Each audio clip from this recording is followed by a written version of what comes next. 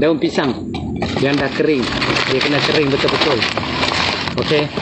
Rebus daun ni. Cuci bersih, rebus daun ni. Minum air ni. Boost your immune. Cough, flu, fever, semua detoxify, boleh toksin. Ni minuman orang sebelah African continent.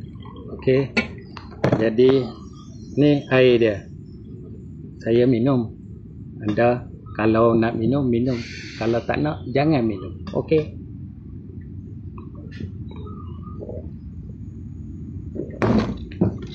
Tak ada rasa apa. Rasa air je. Tak ada pahit. Tak ada apa-apa pun. Rasa banana sikit. Okey.